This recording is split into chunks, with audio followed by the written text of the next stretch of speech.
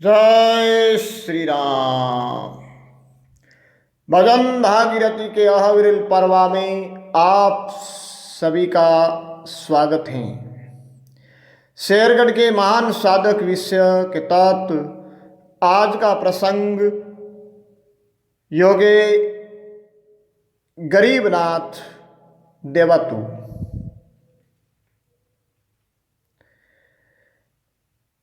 गरीबनाथ जी नाथ संप्रदाय के एक अपरितम सिद्ध योगी हुए हैं।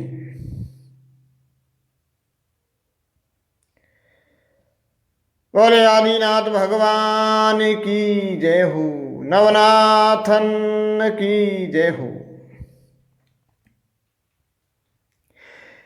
गरीबनाथ जी महाराज का अवतरण राजस्थान राज्य के जोधपुर जिला के शेरगढ़ परगना में कोड़ू हाल फलोदी के नज़दीक है और देसू का सीमावर्ती गांव जो मेगा हाईवे पर स्थित है।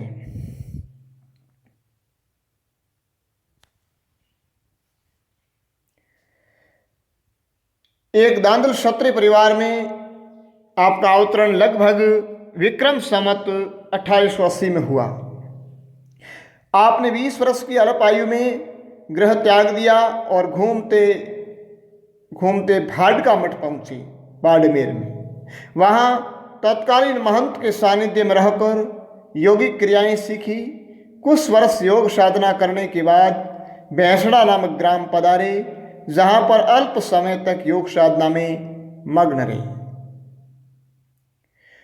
सूरवंश सिर मोर है दानेश्वर राठौड़, जिन घर ईश अवतरिया करी तपस्या जोर। करी तपस्या जोर भाडका मठ स्थाना, कसुदिन सेव गुरु चरण भया तब अनुभव ज्ञाना। हट योग साधना करी भाल समकिया नूर, किसन सिंह यूं कहते हैं कोटि प्रकाशे सूर। उस समय महायोगीराज बनानाथ के ब्रह्म शिष्य नवलनाथ की कीर्ति सौंद फैली हुई थी। वहां से दर्शन हेतु रवाना हो गई। 20 रास्ते में सत्संग में नवलनाथ जी का मिलन हो गया। नवलनाथ जी के सानिध्य में उत्तमनाथ जी के साथ कई वर्ष रहे आप, और उसके बाद में आपके ध्यान में आया कि देवातु शेरगढ़ परगने का जो गांव है वहाँ में मेवानाथ जी व लक्ष्मीनाथ जी तपस्या कर रहे हैं। एक सिद्ध नाथ योगी उनकी पावन तपस्थली है, वहाँ जाएंगे। ऐसा विचार कर आज्ञा लेकर रवाना हो गए। दोनों साधुओं ने जीवित समाधि ले ली। दोनों महान समर्थ साधु थे। मेवानाथ जी का अवतरण खिरजा शेरगढ़ के निकट एक खिरजा गांव है जहां पर हुआ था, और लक्ष्मीनाथ जी का देवातु गांव में ही महाजन परिवार में आविर्भाव हुआ था। गरीबनाथ जी महाराज को लौटता देवातु फाटा पर दोनों मिल गए गुरु शिष्य, इन्हीं लक्ष्मीनाथ जी और मेवानाथ जी। दोनों साधुओं ने कहा कि आप कहाँ जा रहे हैं? गरीबनाथ जी ने कहा मैं देवातु जा रहा हूँ। मेवानाथ जी ने चिमटा हुआ अफीम डब्बी देते हुए कहा कि आप इसको उल्टी नहीं करना, कभी भी अफीम की कमी नहीं आएगी, आपका वसन चलेगा। अर्थात वाक सिद्धि आशीर्वाद रूप में मिल गई। आप दोनों भी मठ में आ रहे हैं, हम दोनों भी मठ में आ रहे हैं, तब तक आप पधारें। ऐसा कहकर दोनों साधु रवाना हो गए। कुछ दूरी तक जाते जाते ओझल हो गए, अंतर्धान हो गए। गरीबनाथ जी देवातु मठ पहुंचकर देखते हैं तो महासमाधियों पर पुष्प वर्षा हो रही है, हरि कीर्तन हो रहे हैं। महाराज जी ने पूछा, भाई ये कैसा कार्यक्रम है? उपस्थित श्रद्धालुओं ने कहा कि गुरुदेव मेवानाथ व लक्ष्मीनाथ जी ने जीवित भू समाधि ले ली है। गरीबनाथ कहते हैं कि अभी हमको दोनों योगीराज मिले थे, ये सीधे हमें दी है और कहा कि हम कुछ काम जाते हैं, काफ़ी देर से आएंगे, आप मठ पधारें। ये सीधे देखिए। उपस्थित भक्तगण कहते हैं ये चिमटा व डब्बी महाराज जी की हैं। तब नाथ जी आजीवन वही रहने का निश्चय कर तपस्या प्रारंभ कर दी। काफी समय तक ध्यान मग्न रहे। गरीब नाथ भड़क पड़ी पूर्ण योगी नवलनाथ, नवल चरण में जावते 20 रहा मिल सात। 20 रहा मिल सात नवलेश्वर चरण पड़े, गरीब नाथ उत्तम गुरु का ध्यान धरे।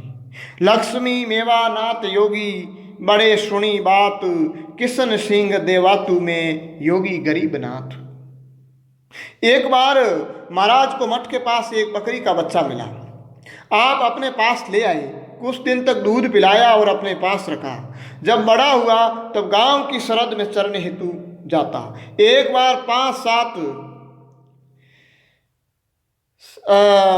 आतताई दुष्ट लोगों ने मिलकर के बकरे को काट लिया और खा गए। बकरा वापस नहीं आया। तब बाप जी ने ध्यान लगाया। ध्यान द्वारा ज्ञात हुआ, सभी ग्रामीण जनों को मठ में बुलाया और कहा मेरे बकरे को खा गए हैं, अतः मैं यहाँ नहीं रहूँगा, नहीं तो आप सत्य सत्य बात बता दो। खाने वाले लोगों ने दुष्टता से कहा किसने खाया बकरा, हमने तो नहीं खाया है। तो बाप जी उठकर अश्वारूढ़ होकर शेखाला रवाना हो गई। शेखाला ग्राम में एक कोटड़ी में बैठे लोगों से कहा कि मेरे हुक्का पीना है।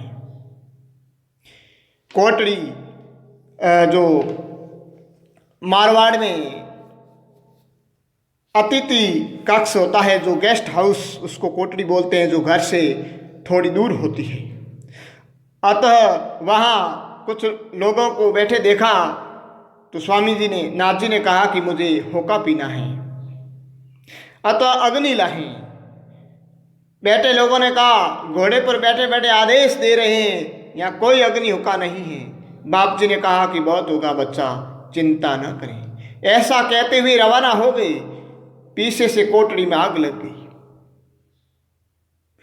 क्योंकि वो पीछे से क्रोध अवस्था में निकले थे।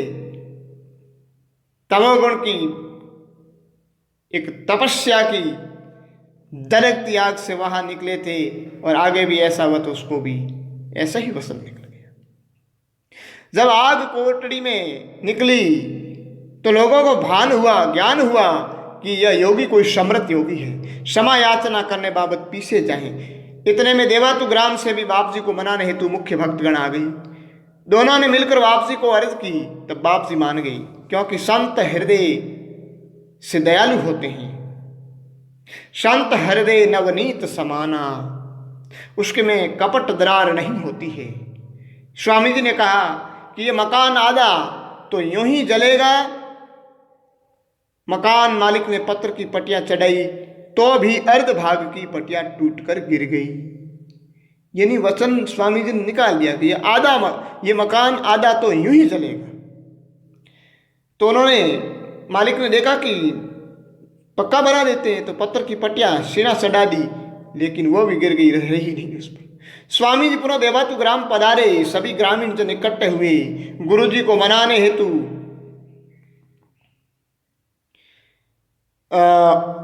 उन्होंने अफीम गाला, यानी राजस्थान विशेषकर मारवाड़ में रियासतकालीन समय में संधि समझौते के समय अफीम को साक्षी मानते हुए दोनों पक्ष आपस में देते, तभी सभी वैर भाव भूल जाते थे। नई ताजगी, नूतन खुशी की लहर दौड़ जाती थी। ये स्वतंत्रता से पूर्व परिवेश था मारवाड़ के लोगों में संस्कृति का एक अभिन्न अंग। तो उन्होंने भी अफीम गाला। महाराज जी ने क्रोध अवस्था में अफीम गला तो ध्यान में आया ये अफीम जो लेगा वो तो मरणासन हो जाएगा। तो पास ही खड़ी खेजड़ी के वृक्ष में डालते हुए कहा, हे तुलसी ये पाप तुम झेलना। वह वृक्ष में डाल दिया, जो खेजड़ी बाद में सूख गई। उपस्थित अज्ञानी लोगों ने कहा कि ऐसा बाप जी को पता पड़ता है तो नाम बता दे, बकरा किसने खाया है। तब महाराज ने अपने बकरे का नाम लेते हुए कहा, मेरा राता आजा आजा आजा। जो ही बाप जी ने कहा त्यों ही जिसने बकरा खाया था उनके पेट से बकरा बोला, अर्थात उदर में से बकरे की आवाज आई।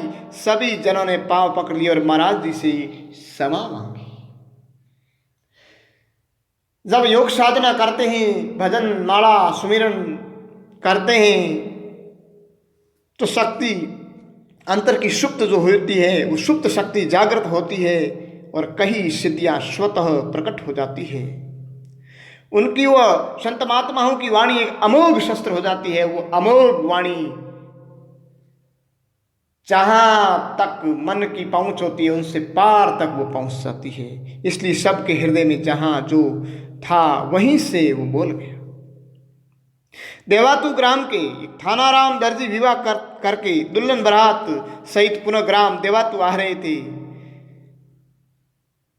यानी बाप जी बहुत सिद्धि पुरुष थे, उनकी अनगिनत सिद्धियां हैं, जिसमें से कुछ एक दृष्टांत आ रही हैं। यानी ये बकरा बोला और उसके बाद में भी एक दृष्टांत और आ रहा है कि देवातु ग्राम के थानाराम दर्जी जो विवाह करके दुल्हन बारात सहित पुनः ग्राम देवातु आ रहे थे। सामने नहर यानी भेड़िया मुंह खोले हुए आ गया। साथ में शकुन विचारक था। उसने कहा कि शकुन अच्छे नहीं हैं। बारात घर पहुंची तो बात चल पड़ी कि अब क्या होगा। यानी अपने मारवाड़ में शकुन लेने वाले शकुनी बहुत प्रसिद्ध रहे और आज भी है। तो जो कहते हैं कि जो नहर जो भेड़िया मुंह खोले हुए अगर सामने आ जाए तो इससे अब शकुन बड़ा कोई हो नहीं सकता। इसलिए शकुन ने कहा कि शकुन ठीक नहीं है। थानाराम जी की माता गरीबनाथ जी के पास गई, करबद्ध विनती करते हुए सारा वृतांत बताया। बाप जी ने कहा कि सोच न करें, चिंता छोड़िए। प्रथम पुत्र होगा, उनका नाम नहराराम रखना, यानी नहरो रखना। सौ दिशा में प्रसिद्ध होगा। बाप जी वचन सिद्ध महात्मा थे। ऐसे ही हुआ जैसा कि महाराज जी की वाणी थी। काफी समय तक सत्संग प्रवचन देते रहे अपने परिक्षेत्र में। एक दिन मन में विचार आया कि अब शरीर भी वृद्ध हो रहा है और संत जीवन है, एक संतों का मेला कर दें, भंडारा कर दें। एक दिन भंडारा करने की पक्की ठान ली, पूरी योजना बना दी और योजना बना करके समय अनुरूप भंडारा के निमंत्रण दे दिए। संत मंडलियां आ गई। उस समय हर एक संत अन्य संत की परीक्षा लेते थे। सारी भक्त मंडलियां बैठी। स्वामी जी सुबह के समय अपने साधना कक्ष में गए। उधर कार्यकर्ताओं ने भोजन प्रसाद बना लिया। किसी ने अपनी विद्या चलाई और मठ में खड़े नीम वृक्ष पर बैठे सभी पक्षियों को मारकर नीचे गिरा दिए। स्वामी जी साधना कक्ष से बाहर निकले नहीं। भोजन प्रसाद का समय हो गया। साधुओं ने ऐसा दृश्य देखकर भोजन करने से इनकार कर दिया। रवाना होने की तैयारियां होने लगी कि हम भोजन यहाँ नहीं करेंगे, यहाँ तो पक्षी मरे हुए पड़े हैं। तो महाराज जी के मुख्य शिष्य कार्यकर्ता उमाराम सेन ने साधना कक्ष में जाकर सारा वृतांत स्वामी जी को बताया। बाप जी हुक्म ने कहा तो क्या हुआ, गरीबे की कोई परीक्षा ले रहा है, अतः तो ये सादर ले जाकर इशारा करते हुए कहना, पक्षियों शुभ वेला में यहाँ क्यों सोए हुए हो, उठकर पेड़ पर बैठ जाएं। उमाराम जी नाई ने वैसे ही किया। सभी पक्षी उड़कर वृक्ष पर बैठ गए। गरीब भंडारा करत हैं, सौंदिस पत्र भेजाय, परीक्षा लेवन खातर रिपु पंछी मार गिराय। पंछी मार गिराय साधु भोजन न लेता, शिष्य कर बद अरजी करे सगली बात कह देता। सादर फटकार पंछी उड़े ज्यों शाखा खरीब, किशन सिंह महिमा कहे धिन धिन नाथ गरीब। कई वर्ष साधना की वहाँ, ऐसे कई चमत्कार हुए और साधना करते हुए जब स्थूल शरीर पुराना हो गया तब एक दिन मन में विचार आया कि अब इस स्थूल शरीर को छोड़ देना चाहिए। विक्रम संवत 1957 में अनेक भक्तों की उपस्थिति में स्थूल देह छोड़ दी, निवारण को प्राप्त हुए। हरिओम हरिओम हरिओम। बोलिए गरीबनाथ जी महाराज की जय हो। जीवित समाधि सिद्ध धाम गरीबनाथ जी की स्थली तपस्थली पर सेवा में कई नाथ योगी भी रहे। बागनाथ जी, जुगतीनाथ जी, ये लैंग परंपरा रही और कालांतर में गोस्वामियों ने सेवा शुश्रूषा शुरू की और अब जो वर्तमान में यहाँ सेवा पूजा अर्चना में जो पुजारी महंत है यानी पुजारी है, इस तपस्थली का वे है स्वरूपपुरी गोस्वामी देवातु और उनका परिवार। आदेश बाप जी को, जयनाथ जी की हर हर महादेव।